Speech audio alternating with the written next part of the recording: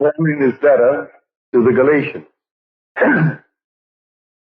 said, I see that you observe days and months and seasons and years. I am afraid I have labored over you in vain. Now here we are, this crowded week of observing these different days. And this is the season. And actually it's the year. What did Paul give to the world? What he gave to the world is this, that the Spirit of God and the human imagination are one. He said, we did not receive the spirit of the world,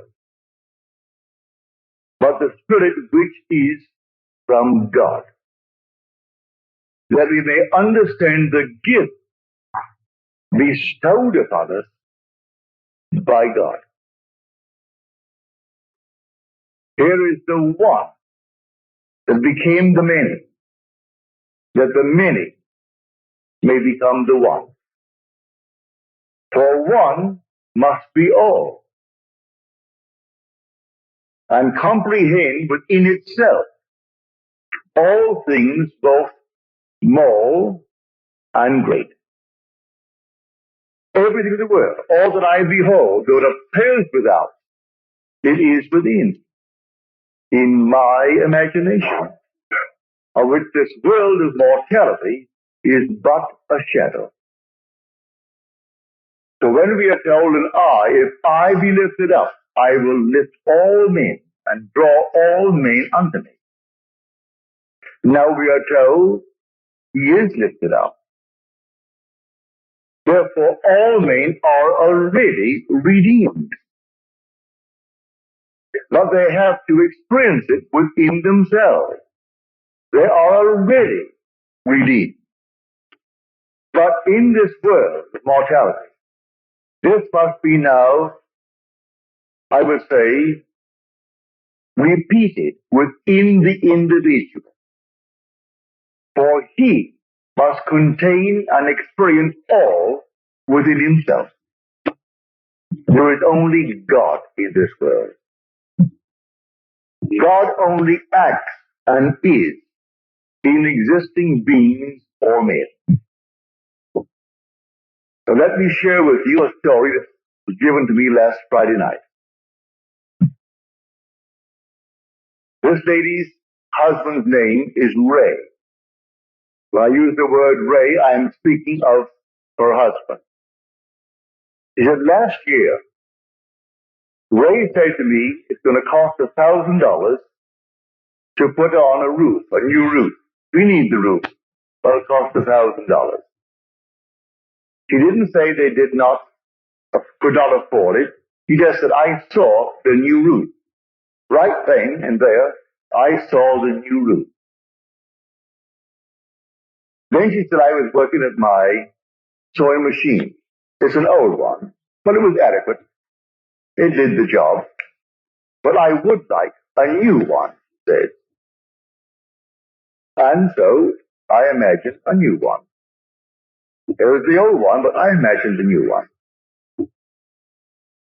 Then I was putting away my tape recorder, and I felt how heavy this thing is. I would like a new, lightweight one. I put the old one away, the heavy one, but I thought I would like a new one that is light of weight. So I put it away, the new one that was light of weight. Then she said, Ray said to me, my new shoes hurt.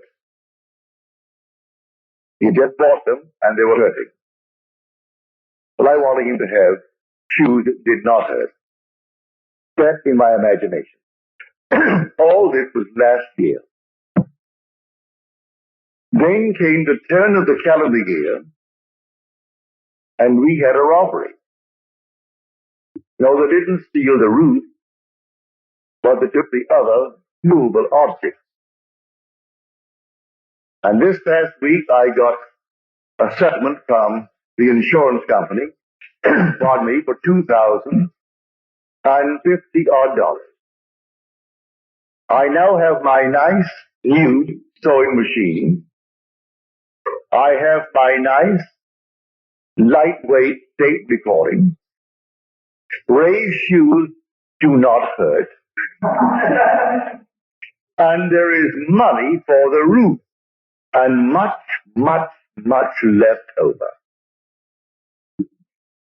Now, who instigated the robbery? Now on Friday you will hear, if you go to service, there are 7 words on the cross. 3 taken from Luke, 3 from John, and 1 from Matthew and Mark. The same one from Matthew and Mark, which is the 4th one. My God, why hast thou forsaken me? That's the one taken from these 2 Gospels. But the first one used on the cross is from Luke. Father, forgive them, for they know not what they do. Everything is moving under compulsion. No one sees the invisible causation. No one sees the invisible imaginal acts that is putting pressure upon everyone who is bent in a certain direction to perform the needed act to produce the imaginal act that is completely unseen by the world. Here, every natural act, natural effect, has a spiritual cause and not a natural. A natural cause only seen. It is the delusion of the fading vegetable memory. Now, in her letter to me, she said, these things I remember. They were all last year, but I remember them. In her case, she is blessed that she can remember when Ray said to her, it's going to cost $1,000 to put on the new roof, and I saw the new roof. Even at the moment, maybe we thought we could not now afford the new roof. When I used my sewing machine, it was adequate, it was good, it did the job, but I would like a new one, and I saw a new one. And when I put away my tape recording, it's all right, it was adequate, but it was heavy when I put it away. I thought, I've seen all these nice, new, lightweight ones, and I would like a nice, lightweight one, good one. Now she said, I have all of them. I have my nice, new, lightweight, my new machine, raised shoes that do not hurt, and the roof will be a new one. The money is there, and much left over. So the first cry on the cross, Father, forgive them. They know not what they do. They're all asleep, moving under compulsion. And men and women, unwittingly, most of them, some wittingly, are setting the whole thing in motion. And they're simply moved. So someone given to the feeling of getting something for nothing, so he takes the tape recorder. If he sells it for anything, that's profit. It costs him nothing. No matter what it cost her, whatever he could get for it, that was sheer profit. If he goes out and he finds something that he stole for $100, and he could move it quickly for $15, and one gets the bargain, he made $15. It cost him nothing. His investment was nothing. And there are those in the world who think that way. They're all passing through the furnaces. So the first word on the cross, a word on the cross does not mean a single word. It's a completed thought. So the shortest word is, I thirst. But there are 2 words. Then the next one from John is, it is finished. The 3 words. All right. Still, it is 1 word when you take the 7 words. So the first word is from Luke. Father, forgive them, they know not what they do. And then comes Luke's second, then comes John's first, then comes Matthew and Mark, and then comes two from John, and then Luke completes it. Father, into thy hands I commit my spirit. So when he said, and this little punctuation mark has been pushed around in the second word on the cross, which is from Luke, and the thief turns to him and asks him to have mercy on it. And he said, behold, I say unto you, today thou shalt be with me in paradise. Well, you could alter the punctuation mark and put the comma after today. But no, leave it just as it is. Behold, I say unto you, today thou shalt be with me in paradise. This is now resurrection. And when I am lifted up, I will draw all men unto me. For all things are in my own wonderful human imagination. And I am all imagination. So when I am lifted up, I draw all. At the very moment, I draw them all with me. But they individually must have the experience that I have had. But they are already redeemed because I took them up with me. Because all things exist in the human imagination. And anyone who is resurrected, but he can't be resurrected and leave behind him any part of himself. So the whole vast world is raised up with him. I am telling you from experience, the heavenly chorus sing when this thing took place.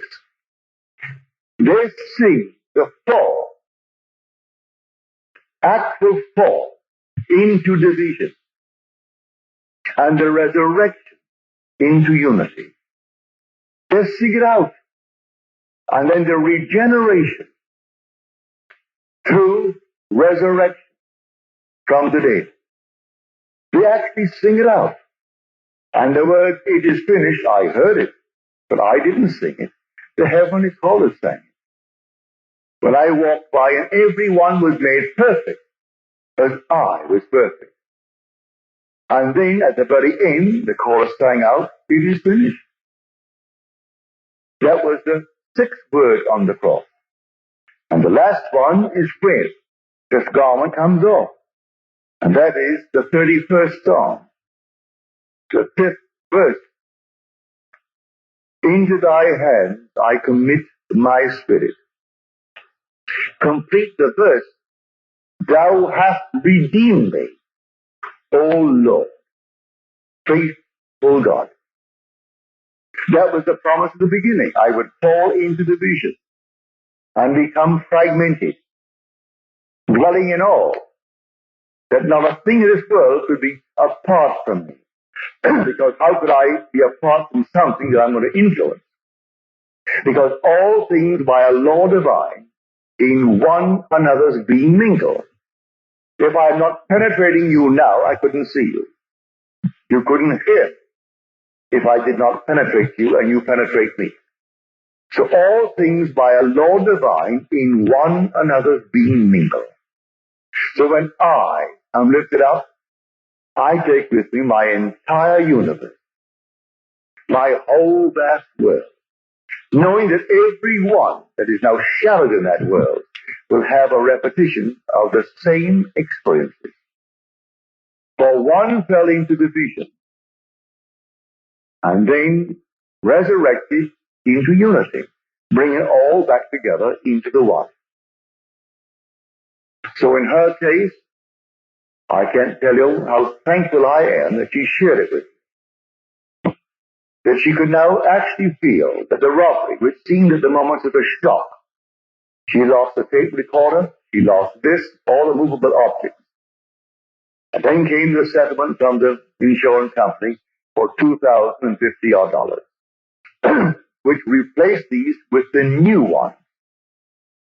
All the lights and enough to put on the roof. and then still left over. So Father, forgive them.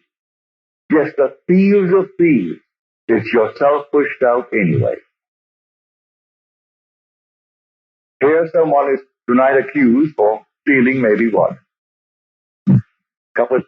A little cup or a saucer. And yet the bank where I bank, United California Bank, they're still looking for the internal thief who stole $50 million last year from their subsidiary in Basel, in Switzerland. $50 million. And they know it all is on the inside.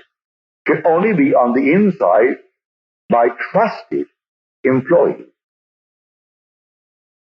They think they can bring it down to six trusted employees.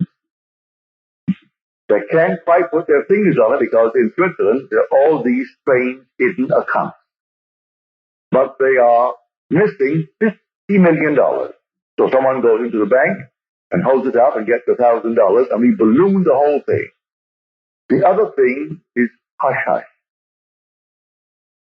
There is a bank in Illinois a few months ago, close to $7 million, and they still can't quite put their finger on how it happened on the inside.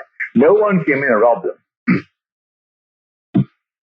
And we speak of the little shoplifting on the outside. And the poor little girl goes off to jail, or the little boy goes off to jail. I'm not condoning it. If you could stop the investment from the inside, your dividends would jump from its present little 3% or 4% to 20%. If you could only stop it from the inside. All things happen really, in the true sense of the word, from the inside. So that every so-called act in the outer world that seems so, well, a cause in itself. May I tell you, every natural effect has a spiritual, imaginal cause, and not a natural. A natural cause only seen. It's an illusion of what? The fading memory. Man can't quite remember. Pardon me. Luckily, she remembered when Ray said we could use and need a new roof. But it will cost $1,000, and so that's put into the future. You remembered when he complained the new shoes were hurting. In her mind's eye, she revised it instantly at that moment. The roof and the shoes. When she worked on her machine, she revised it. It was adequate, but she said, I have a new machine, sewing machine. And putting the heavy tape recorder away, she wanted a new one that was light of weight, and she revised it, and she got, in her mind's eye, a lightweight new tape recorder. Then she goes home one day to find the house had been robbed. She carried insurance, so she bought in the insurance, and here they paid her the $2,000, which replaced all these things in a new way. So I tell you, this story is the greatest story ever told. There's no story like it. But Christianity needs forever and forever to be saved from secular history. It is not secular history. It's the history of your own wonderful human imagination. God and your own imagination are one. They're one. You are an immortal being. You cannot die. Because you're all imagination. And when you actually know it from experience, then you can wipe your tears. Nothing can pass away. You may not see them with a mortal eye, touch them with a mortal hand, but they are in a world just as real as this. Just as real. Continuing the journey until they reach that moment in time when they are resurrected. And then the scattered body begins to be collected, and they're gathered together into one. So one must be all, and comprehend within himself all things, both great and small. And you are that one that actually fell. And then, in falling, you became fragmented. You became divided into the unnumbered parts, and each seems to be independent of you as you look out on it. You're only looking out on yourself pushed out. And your whole vast world must make real your unknowing imaginal acts, or your knowing imaginal acts. I ask you to trust this teaching. Believe in your imaginal acts. You may not see it tonight or tomorrow, but believe in it. Actually assume the most glorious thing in the world for yourself or any aspect of yourself. Trust it. And that imaginal act, if it takes 1,000 or 10,000 or 100,000 of your projected selves, will use them to make that thing become real in your world. As she said in her letter to me, you may call it imagination, or some may call it thought. But this I do know, having remembered what I did last year, I can say it does produce reality. As I've told you time and time again, imagining creates reality. That all the objective facts of the world are produced through imagination. There is the thing that you can name in this world that wasn't first imagined. But you can veto it the minute you imagine it. You can say, as she could have said, we can't afford it, and stop it. She didn't say we can't afford $1,000 for the roof. She saw the roof, and it was new. But she didn't see the rock. That's the meaning. Now, let me turn you now to the 55th chapter of Isaiah. My ways are higher than your ways, and my thoughts than yours. This is the chapter where you are told, my word shall not return unto me void, but it must accomplish that which I purpose and prosper in the thing for which I sent it. So my ways are higher than your ways. Don't concern yourself with how it's going to be done.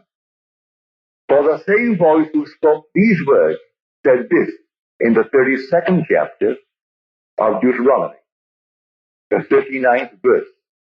I, even I, am he. I kill. I make alive. I wound. I heal. I do all these things, and none can deliver out of my hand. He's playing all the parts. And if one is basically inclined to steal, he will use it to produce the necessary means to get the money to put on the roof. So she comes home and there was a robbery. All the things have been replaced with new ones and better ones as she desired them. At the moment it seemed to be a shock, but she set the whole thing up in motion, for she's the one who spoke those words. I kill and I make alive. I wound and I heal. And none can deliver out of my hand. For the Spirit of God and the human imagination are one. And there is nothing but God. All things were made by him. And without him was not anything made that was made. And so if all things are made by him, is there a thief in the world? He's playing that part. Is there a so-called hero in the world? He's playing that part. A coward? He's playing that part. He's playing every part in the world, and it all adds up to produce the unseen imaginal acts of men. So you are alone, and you think no one sees me, and this means nothing. It's only my imagination. And you carry on your lovely imaginal act. And so that's it. Not knowing that you're actually producing tomorrow's effects in this world. And when it comes into the world, that natural effect has an unseen, invisible, imaginal act as cause, and not a natural cause. A natural cause only seen. It is a delusion. Delusion of what? Of your fading memory. You don't remember when you did it. So when confronted with your own harvest, you can't quite believe it. You can't remember when you did anything that could actually be like this. I didn't rob myself. I never thought for one moment of robbery to get the money. No, but I did see the whole thing done. And there are thieves in the world, all over the world, and they're all played by God. There is nothing but God. God only acts and is in existing beings or men. Now let me find that action, because God only acts, and He is in all existing beings or men. Well, I'm a man. I want to find that action. Well, the thing that I see reflected in the mirror when I shave in the morning is a mask. That's persona. Now, who is wearing that mask? I answer, if you say, Neville, I turn around and I say, yes, here I am. But who is the being that is there? I am. That's my real name. But the mask is called Neville. But I will say, I am Neville. So the wearer of the mask called Neville is wrong. That being in that mask, behind that mask that no one sees, is God. And now the whole vast Christians will celebrate this victory of God, that He actually died, literally died. But God's first attribute is mercy. And God turned death into sleep. And then rose the sexes to work and to weep. And so all the sexes rose as mass. When God died, He buried Himself in humanity and died. And then His first attribute, mercy, turned it into sleep. That's what Blake meant when he said eternity exists. And all things in eternity, independent of creation, which was an act of mercy. That was the merciful act, to turn death into sleep. And God is dreaming this dream. One day He will awake. And when He awakes, He resurrects. And then He gathers into His own being all His scattered beings. So all are gathered together. When I depart this time, may I tell you, I am taking everything in the universe with me. And when I am lifted up, I will raise all unto me. Read it in the 12th chapter of John. Not one can be left, because all things exist in the human imagination. But it's not raised up until He who is scattered is awakened to unity. And then He draws into His one being all that was scattered. So the sin is fall into division, and His resurrection to unity. His fall into the generation of decay and death, and His regeneration into the generation of the resurrection from the dead. So when He actually is raised from the dead, He gathers all into His own being. And they're all with Him. No matter where He goes, He has His whole vast world raised up, hasn't left one behind Him. But everyone scattered in the world will have a reproduction of that drama within themselves. So what is now being dramatized as a memorial this week, for this is really a memorial. This is simply a great memory, a remembrance of what God has already accomplished. And so they're perpetuating it through Good Friday, then comes the burial on Sabbath, then comes the resurrection on Sunday. But the whole thing is done. It's all done. Only to be repeated in the individual, and then the individual, who is a semen scattered, becomes the unit, and he draws his vast world unto himself, and he is resurrected. So the one becomes the many, and then the many become the one. So whenever one is raised, he takes his whole vast world with him, even though it seems to be left behind. And every aspect that it seemingly is behind becomes the unit, and then it raises up. So one must be all. That is the story of the Christian mystery. One must be all. So the first cry on the cross, Father, forgive them. They know not what they do. And they do not know what they do. They go blindly on under compulsion, executing the unseen imaginal acts of humanity. And they move under compulsion. To pick this up, I told the story. I was severely criticized for it by a lady at a dinner party one night when Fred Bales, who's now gone from this world, and he gave a party at the Ambassador Hotel. And I had told this story about 2 weeks before, and one of his great, I would say, contributors, who would come and always write huge big check at the end of a year or end of a month to keep that going. And she was most critical that night. As I said, I didn't feel about that night at all. And she said, you know, I can't quite understand how you could take the platform, an audience of 2,600, 1,000 who could not get in, they're all overflowing at the Fox Wilshire, and tell what you told concerning your wife. That was my first wife. I told a simple story to explain that everything in this world must be forgiven. I don't care what it is.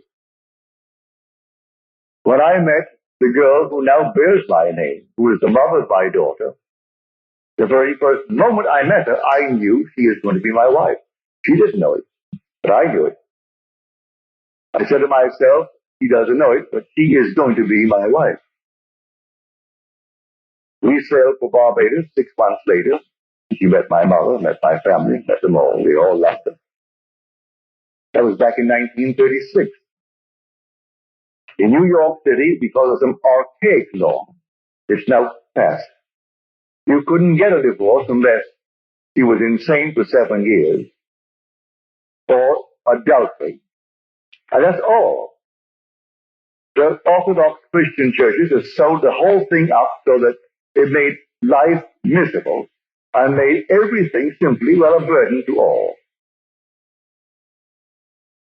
So when I met her, I had just such an entangled background.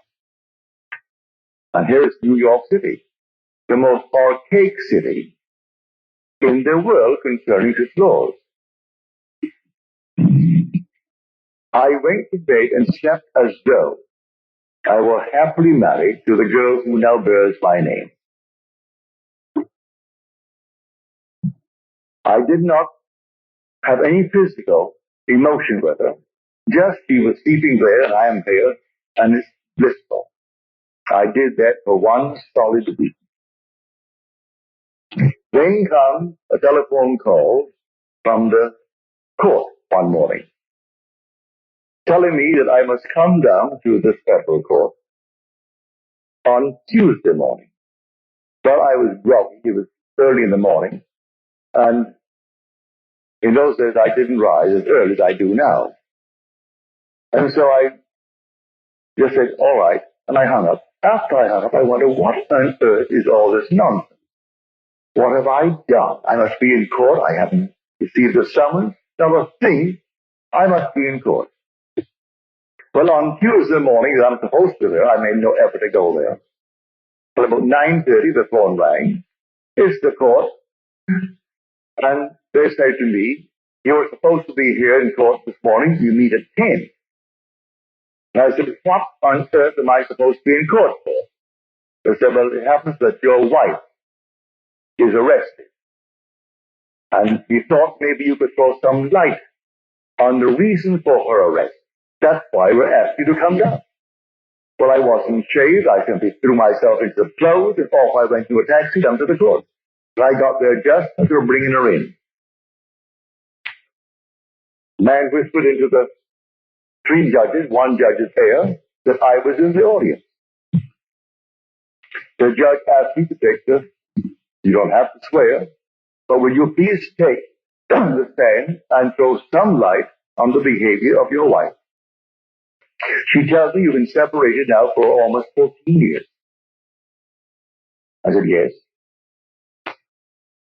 Is it a religious reason why you've been separated? I said, no, none whatsoever. We knew we were wrong the very first day we got married. We knew it was completely a failure.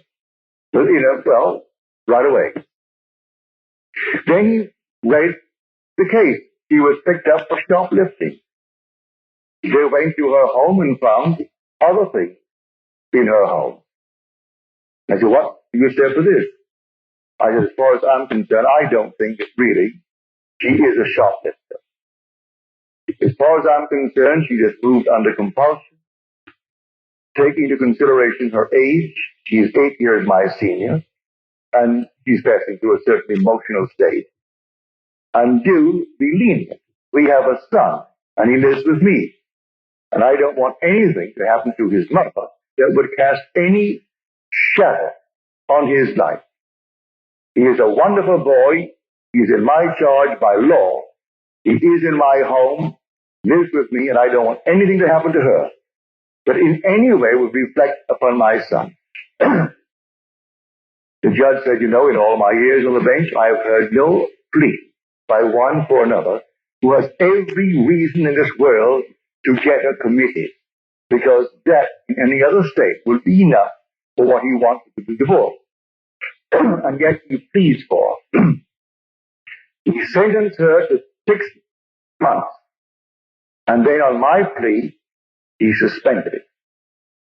She met me on the outside and said, Neville, that was a very decent thing to do. Give me my papers. She knew I was looking for. And my dancing partner told her I was looking for to serve the papers and then therefore to be scarce and move out of New York City. So she did. But she had to commit the act, and they had to call me and ask me to throw light upon that. How could I condemn her? Who was the actual cause of her shoplifting? I slept as though I were blissfully married to the girl who now bears my name. And I had to get the evidence. I had to get some reason to bring the action. And here my wife actually gave me the papers. I said, I don't have the papers with me. She said, I'm driving home to your place right now, and you can give me the papers. That's illegal to serve your own papers. But she drove up to my hotel where I live. I went to my room, came down to the lobby, and gave her the papers. Did my own serving. Now that is an illegal thing in this world. But then I got my divorce in the city of New York, then I could marry the girl who now bears my name. So when I told that, I told it only to tell people of that one word, the first word on the cross, Father, forgive them, for they know not what they do. They're all moving under compulsion. And the unseen causation is hidden from the world. They do not know who is treading in the winepress. And I was treading in the winepress to be happily married to a girl who was not then engaged to me. Because I couldn't be engaged to her in the circumstances. And then my wife behaved in such a manner that it made it real and natural for me to do what I did. How can I blame her? So the first word on the cross, Father, forgive them. They know not what they do. They have to do what they do. I have to fall into division and fragment my being into the unnumbered parts called humanity, and then rise into unity and gather all my scattered members together and rise as God himself. That's the story. It is God who fell and God who rises.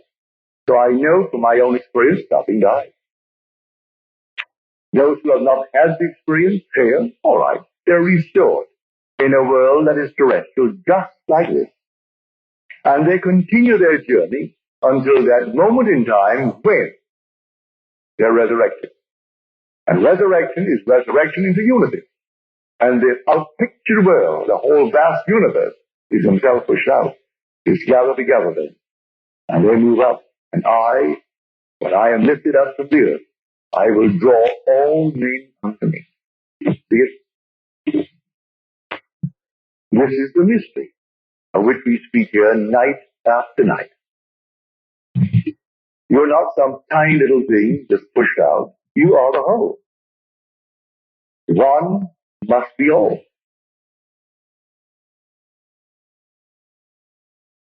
And the day will come, you'll find that you really are the all. There's not one person in the universe will be outside of you when you are resurrected. Because as you are raised up, you raise all this. And each will have the experience of being raised up, and all eventually will be the one. And in that day, there shall be one. His name one, we're told in Zechariah. But Blake tells it so beautifully in his Dream of 9 Nights, called Valor, or the Four Zones. And then he tells a story of the falling into division. And when they're all gathered together, this one man they call Jesus. And they in him, and he in them, live in perfect harmony in Eden, the land of life. For you are the Lord Jesus Christ, whose resurrection they're going to celebrate this coming Sunday. Who tell that to the priest, the statue? Tell that to any minister. Because they are some deceived. They do not know who the Lord Jesus Christ is.